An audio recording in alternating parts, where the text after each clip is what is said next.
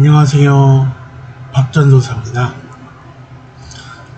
오늘 말씀 나눔은 이삭의 온유함과 예수님의 온유함입니다.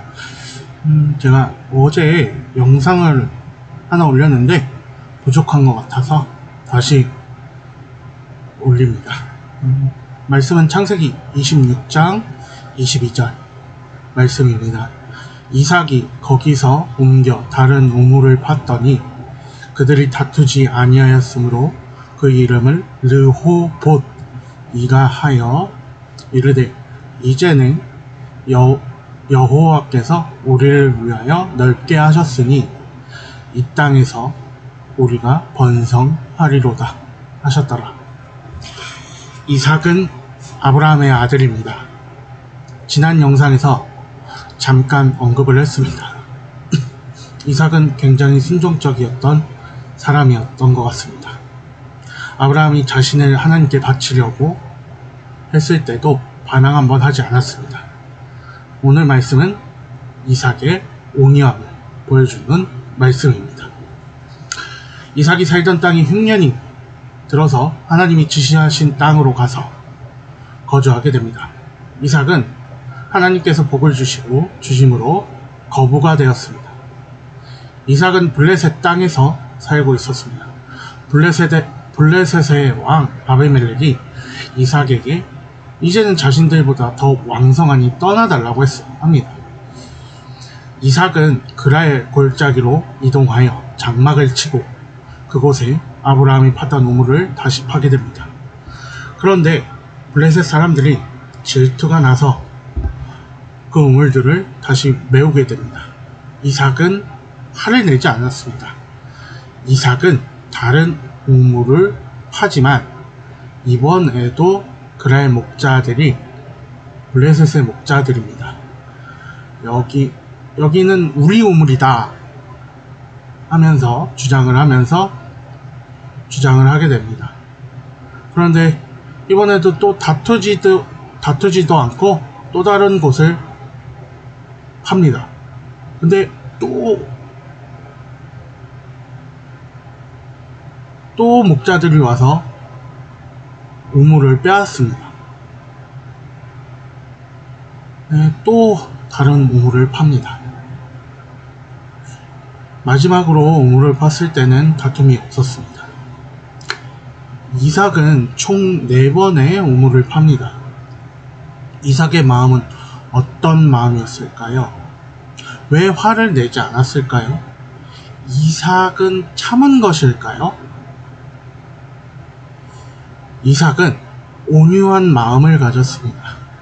이삭은 충분히 블레셋과 싸워 이길 수 있는 힘을 가지고 있었습니다. 부당함을 평정할 수도 있었습니다. 하지만 이삭은 힘으로 대항하지 않았습니다. 힘으로 대항하지 않고 양보하는 방법을 택하였습니다. 이것이 바로 온유한 인격을 지니신 예수 그리스도의 인격입니다. 강하지만 약한 모습으로, 높지만 낮은 모습으로, 이길 수 있지만 지는 방법으로 대하는 것이 예수님이 십자가를 지신 방법입니다. 이삭은 그랄 지역에서 살았습니다. 이 지역은 메마른 광야, 가장자리에 있었습니다. 그래서 물은 금만큼이나 귀했습니다. 우물을 판 사람이 그 땅의 소유권을 주장했습니다.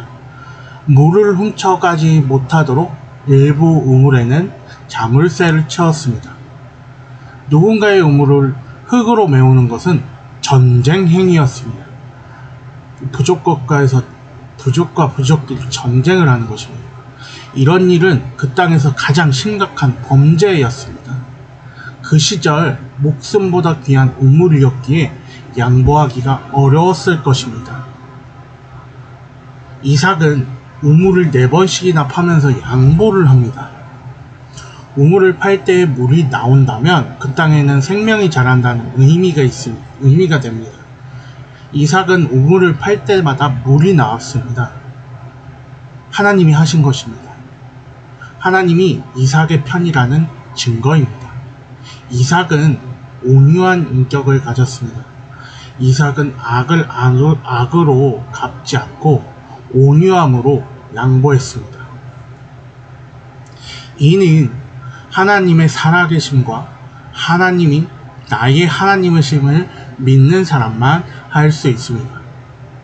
하나님은 이삭의 온유한 마음을 보시고 복을 주셨습니다. 이삭의 땅을 넓게 해주셨습니다.